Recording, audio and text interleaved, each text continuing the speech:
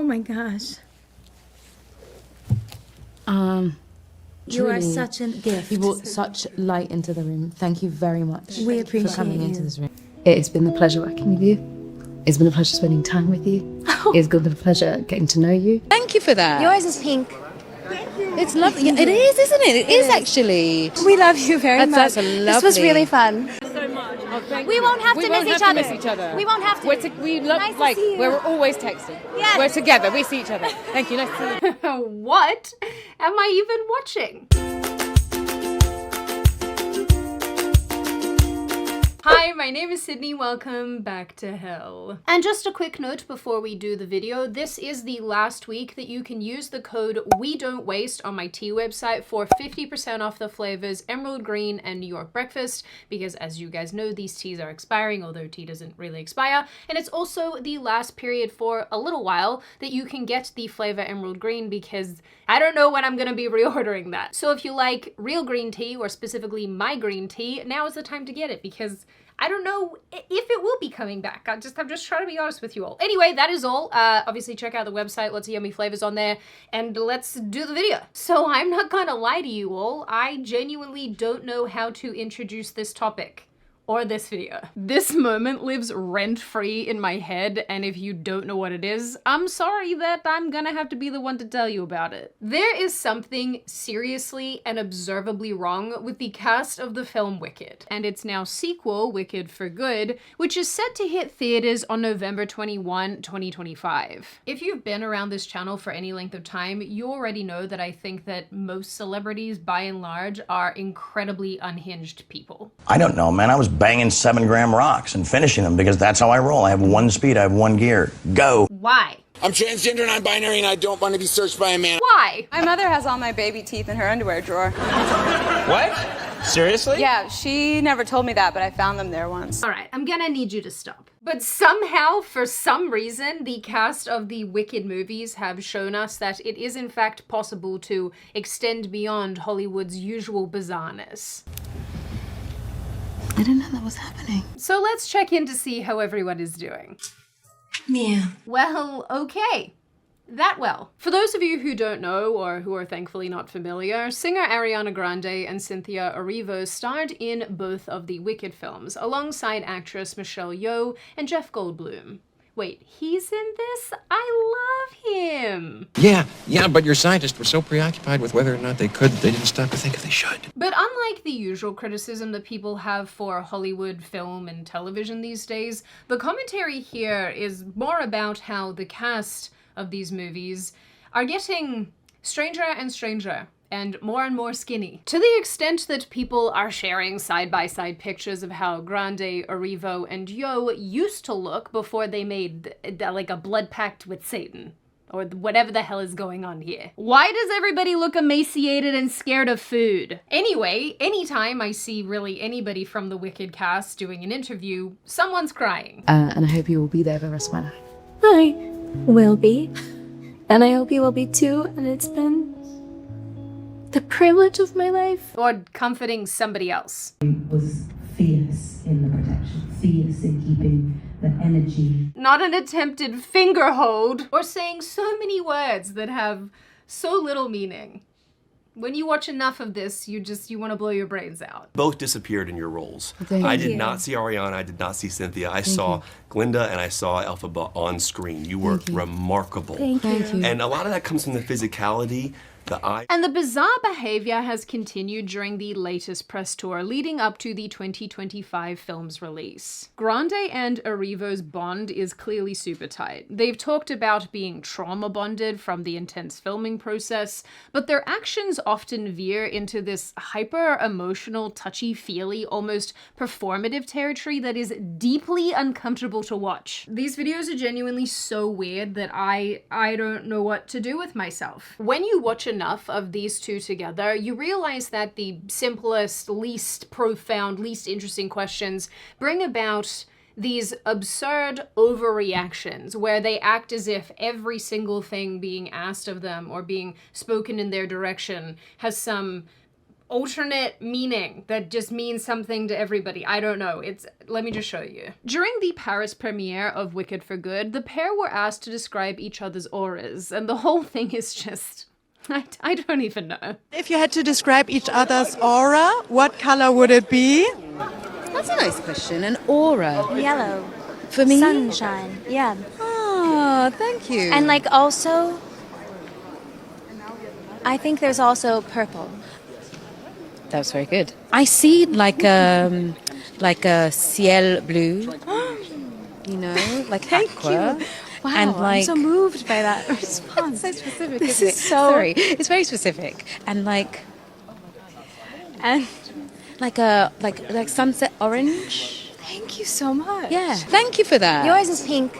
It's lovely. Yeah, it is, isn't it? It is actually. We love you very much. That's lovely. This was really fun. This to me seems like how drug users behave when they're high. You know, the ones that use like the uppers, you know, MDMA, not the people who inject heroin into their eyeballs. Well, that is certainly a fun lead-in, because you see, Sydney tasked me today with doing a really exciting introduction to the sponsor of today's video, but I don't know how to beat heroin in your eyeballs, but you could be very cool just like me and get yourself a Plaude note pen. This little guy is unbelievably useful and unbelievably cool, so let's hear from today's sponsor, Plaude. You know, whenever I cover topics like this, I end up with endless pages of notes and quotes and random thoughts. And sometimes trying to keep track of all of that is an absolute nightmare. But that's why I've started using Plaude Note Pen, the AI-powered note taker that has changed the way that I work. It is thumb-sized and wearable, so you can clip it onto your shirt, bag, or lanyard. Just press once and it records your conversations, voice memos, or meetings. And then it automatically uploads your audio to the Plaude app, giving you a transcription of your notes, an AI-generated summary, a to-do list, or even a mind map. You can use your device for face-to-face conversation, especially during your lectures, meetings, interviews, anytime you need to capture anything. With NotePen, you can actually be present rather than frantically trying to keep notes. Even better, I can use Ask AI to find things really quickly, or even have it provide insights or suggestions on a topic. It also supports over 100 languages, recognizes different speakers, and can merge recordings. Every file is encrypted and stored, keeping your data safe with end-to-end encryption that meets global privacy standards. So if you're someone who deals with tons of meetings, ideas, discussions, this is honestly a lifesaver. So click the link in the description or go to the code on screen to get your Plaude Note Pen today. This is annoying people to the extent that we even have parodies of it now. And honestly, they do a pretty good job. What we chose to do with the roles was something that I think that should be studied. Yeah. Where are you from? Dayton, Ohio. Oh my god. Oh my god. Oh my god. Oh my god. Dayton, Ohio. Did I say something wrong? It has been an honor to stand by Cynthia during this hard time. I mean, her battling cancer. Oh no, I'm just bold. You're the most open person I've ever worked with. Just so open and willing and generous and kind. So I worked with you as well. You know, I worked with the Ariana Grande. This was my first time ever doing a joke. You have been the light of the day. You are truly- such a gift. You brought such light into the room. Thank you very much We appreciate for coming you. into this room today. We needed to come in. Yeah. But this strange and uncomfortable, overly emotional behavior does not stop here. During another particularly uncomfortable interview, the two leading Wicked ladies sat down with a French podcaster called Sally, and this interview is just, well, let me show you. That was beautiful. I forget what the question was. I was listening and I forgot that I was a part of this. I was really enjoying it, so I'm so sorry. I was on the verge of tears. I was like, I've seen you talk. I've seen you do that. I was like, oh my god. Oh, you have. Okay, no. Yeah, like I'm back. I was actually kind of afraid to say it out loud. It's like really. I'm like, proud of you. Thank you. I was listening and I was like, oh, she's really going there. Yeah. I didn't know I was. My legs started shaking in every box that she could say. I'm proud of you. gosh. Why are all of their reactions like this? It's like one of them says something that the other one thinks is profound, and then they just both sit there basking in the profoundness of it all. This is genuinely what I think being lobotomized would feel like. But here's the weird thing. They do this, they act this way in basically all their interviews, and I am not exaggerating. We have a good balance going. Yeah, a good balance. Yeah. It's been nice to like be in each other's spaces to learn in that and to address our own balances. Like, you know, we have more of one thing, and then to be able to learn something else from someone else is really been special. At the end of this video, Sally asks the women to look at one another and say something nice to the other person, and it went about as well as you'd expect. Once again, deeply uncomfortable. We swore we were not going to do this. This is the thing that got us last time. Yes. We can't do it again. I can't do this. We can't do it again. I feel really set up here. I just love you. That's all. That's good. I love you too. It's been a pleasure working with you. It's been a pleasure spending time with you. It's been a pleasure getting to know you. And I hope you will be there for the rest of my life. I will be. And I hope you will be too. And it's been the privilege of my life. Guys, I am not trying to be a jerk here, but this is an interview for a movie, not a last-ditch therapy session to save your marriage. I have so much secondhand embarrassment watching these. I bet editing Sydney is just seizing up having to watch them over and over and over again. One of the other things that a lot of people have been pointing out, not just with the first Wicked press junket, but with this new one, is just how touchy-feely these two are with each other. Thank you. Thank you. Ourselves and each other. I think there are little pieces of us that when we got to do this together, you brought such light into the room. Thank you very much.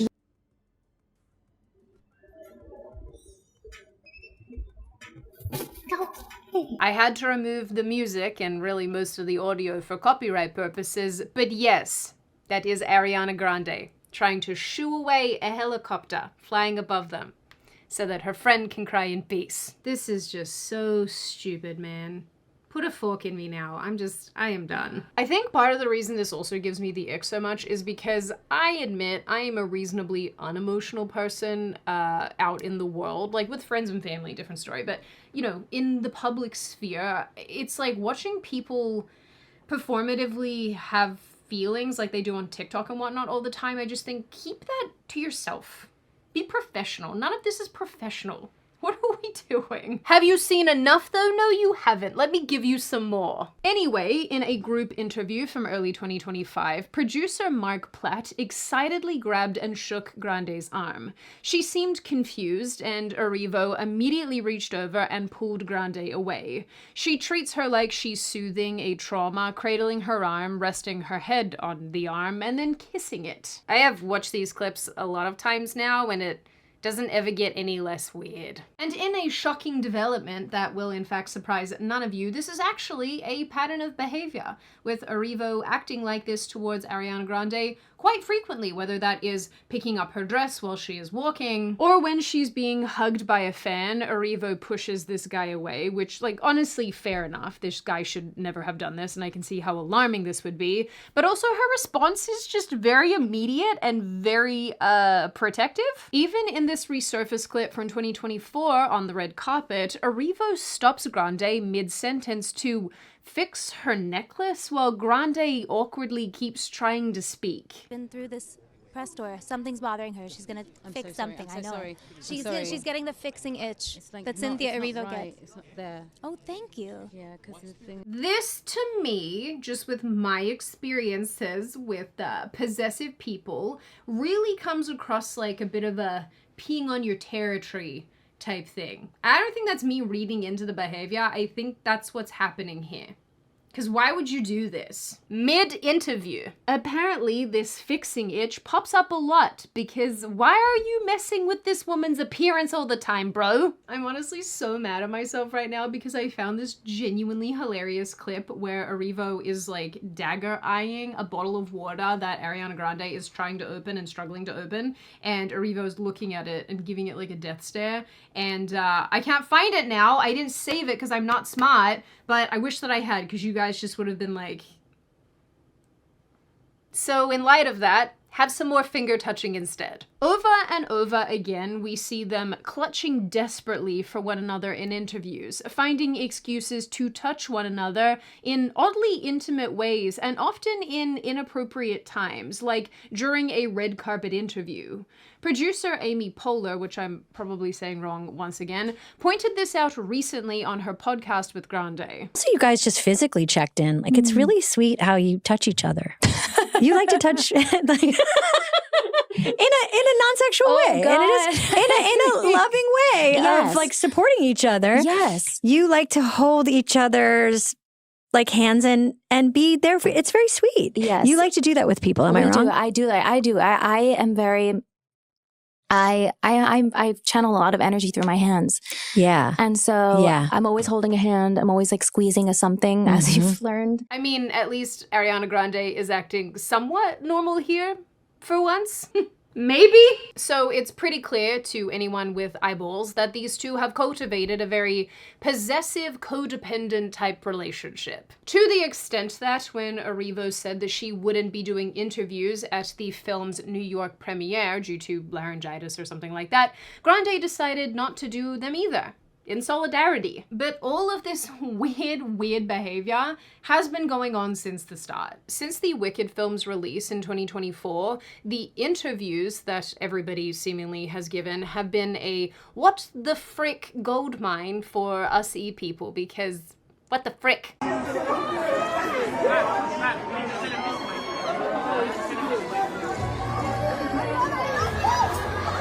I didn't understand the first sentence. I've seen this week people are taking the lyrics of Defying Gravity and really holding space with that and feeling power in that. And then I definitely didn't understand what was happening, how you responded. I was like, oh, what did she say? What did you hear? And I just wanted to be there because I knew something big was happening. And I didn't know how to be there. I didn't know that was happening. But then after a while, I didn't know how to be there. Yeah. That's what I wanted. Mm-hmm. Yeah. Oh, you are very good. You are very good. Oh my gosh.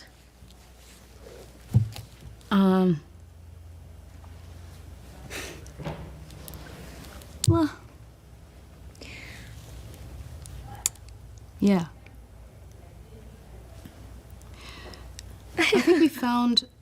I think we found a little piece of ourselves in each other. Honestly, I really wanted to go over these moments a lot more with you, but I think it's all pretty self-explanatory, and probably at this point, you've all seen enough. I'm sorry that I've given you all so much secondhand embarrassment. Personally, the crying and the touching and the weirdness, not really my jam. So outside of all of this very strange codependent behavior, one of the things that now is routinely coming up again and again, and people were talking about this, of course, in 2024 with the initial press junket and all the things associated with that, but it's come up again now where people are pointing out how incredibly skinny the cast of this film are. It's like, in addition to all of the emotional instability, these women are wasting away. They are withering away physically. Both Grande and Erivo look emaciated and frail. I found one video showing these women over the years looking very normal in the mid-2010s and even in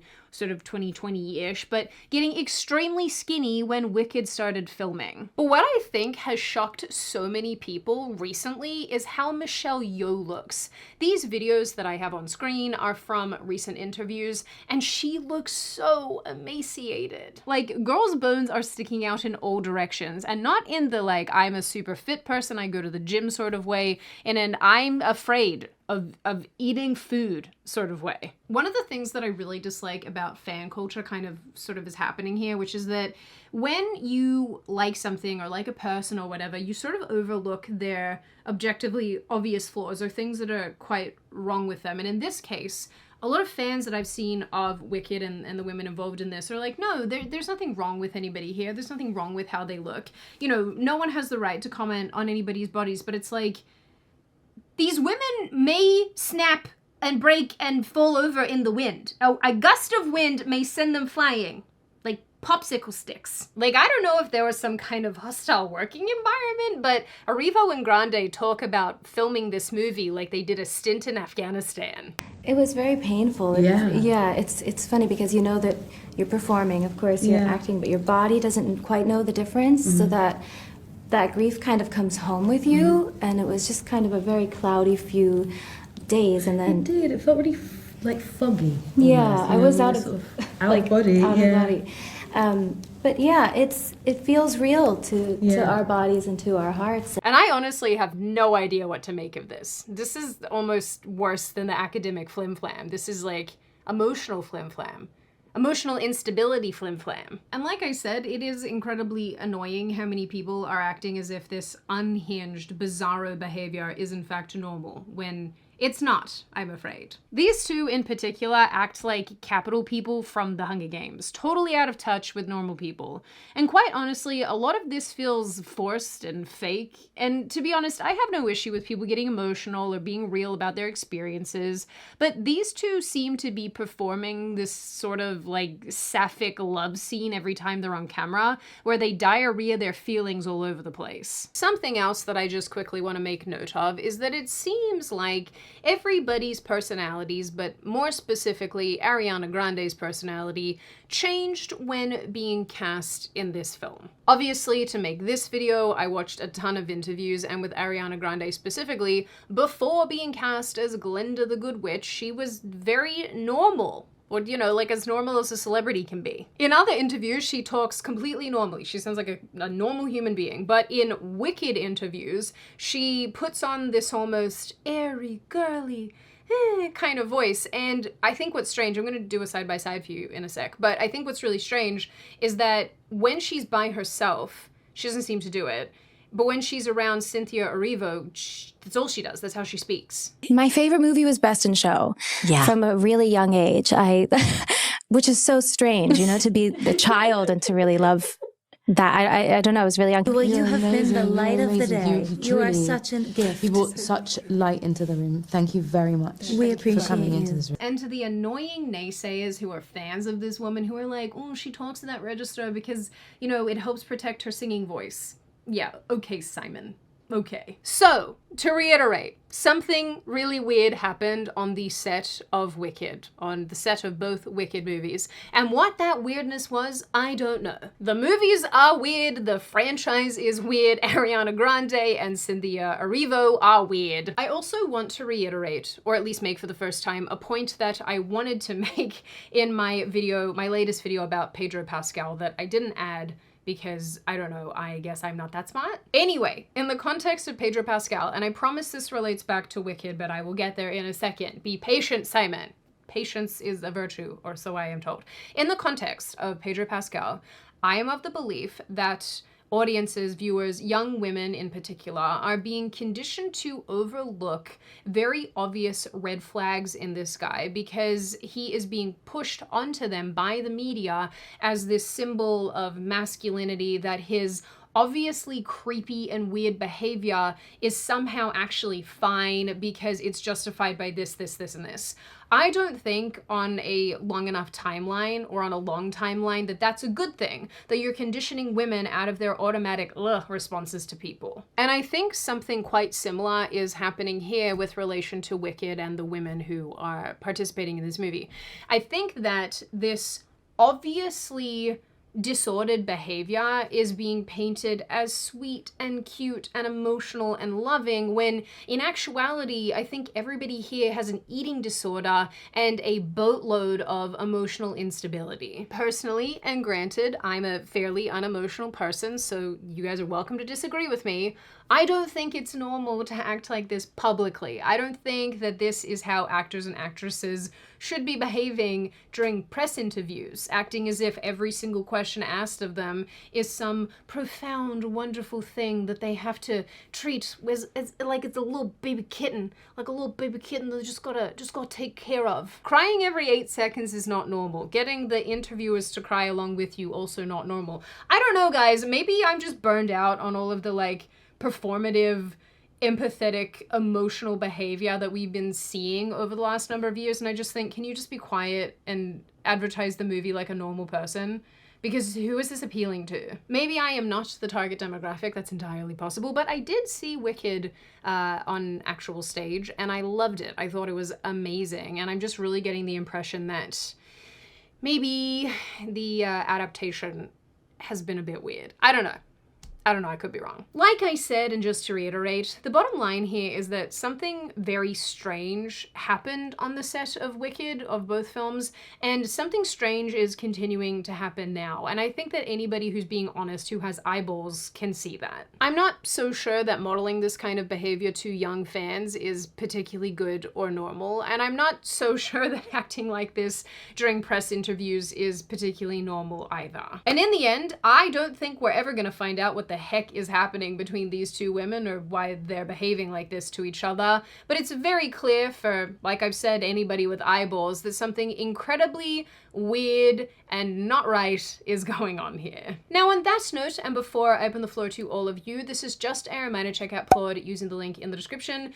This little guy lives in my office now. I really like him. He's very useful for me, especially because I'm somebody who actually wants to take advantage of the useful AI things that we have available to us. So if this is something that would be helpful to you, absolutely check them out, link in the description. Now I open the floor to all of you. What do you all think? Are you on my side of this, where you think this is so bizarre, all of this behavior is so weird? Are you on the other side of this issue where you're thinking, no, this is just normal people being loving towards each other and all of you are being Grinch human beings? Are you in the middle where you think, yeah, it's a bit weird, but really it's not that weird for celebrities? What do you think of the relationship between these two women? What do you think of the massive amounts of weight loss for everybody on the cast? And what do you generally make of this issue overall? As always, if you have made it this far in the video, congratulations. I always like having you along for the full ride. If you are new here and you're not subscribed already and you would like to see more of me and more of this kind of content, feel free to subscribe to the channel, as well as leaving this video a like and a comment, because I do read the majority of them and I like hearing your feedback, even when you're mean to me. As I always say, I hope you little chickadee noodle people stay safe and well and make good choices, because those are important. And I will see your wonderful little schnoodle noodle faces in the next video.